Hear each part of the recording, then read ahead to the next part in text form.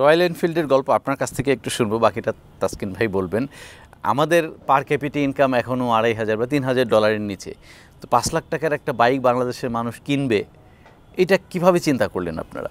আচ্ছা, royal Enfield it's just not a motorcycle. এটার নাম এই নামটারই একটা আপনার আভিজাত্য আছে। রয়্যাল এনফিল্ড অরিজিনালিটি হচ্ছে ব্রিটিশ। ডিউরিং সেকেন্ড ওয়ার্ল্ড ওয়ারে এই রয়্যাল এনফিল্ড মোটরসাইকেল দিয়ে এই হেলিকপ্টার থেকে বন্ধু লোক নামতো মেশিন নিয়ে যুদ্ধ করার জন্য।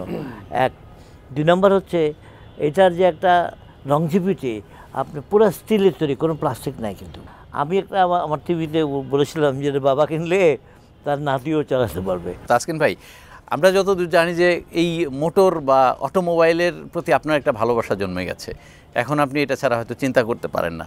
এটা কি বাবার কাছ থেকে পাওয়া, নাকি এইটার প্রতি কাজ করতে করতেই ফ্যাসিনেশনটা তৈরি হয়ে গেল? এটা আমার 26তম বছর ব্যবসায়।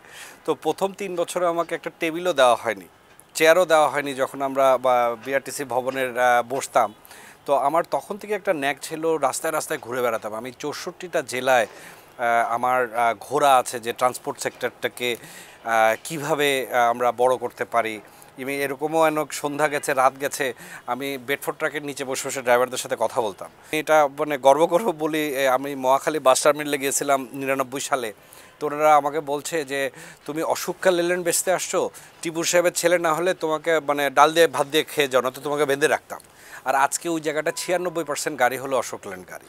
সো ইটস মানুষের পারসেপশন, একটা নিজের ইচ্ছা, অশোক ল্যান্ডের সাপোর্ট, একটা গুড প্রোডাক্ট। আর আমি একটু বলতে চাই, রয়্যাল এনফিল্ড যখন বললেন 5 লাখ বললেন না, এটা শুরু হয় 3 লাখ 3.5 লাখ থেকে। আর এটাকে লাইফস্টাইল বলা হয় কেন, এটা কিন্তু আপনি যে বললেন আমাদের পার ক্যাপিটা ইনকামের সাথে, আমাদের বাংলাদেশে তো 30 লাখ টাকার গাড়িও আছে, 3 কোটি টাকাও গাড়ি আছে। সো 3 কোটি টাকার গাড়িটা তো সবার জন্য না। সো এটাকেও বলা হয় যে আজকে যদি আমাদের কম্পিটিশনে যারা কমিউটার বাইক চালায় 100-150 সিসি, ওটার মতো কিন্তু বিক্রি হবে, এটা আমাদের এক্সপেকটেশন না, ওটার 4 ভাগের 1 ভাগ হবে। সো এটা মোর শখের বাইক।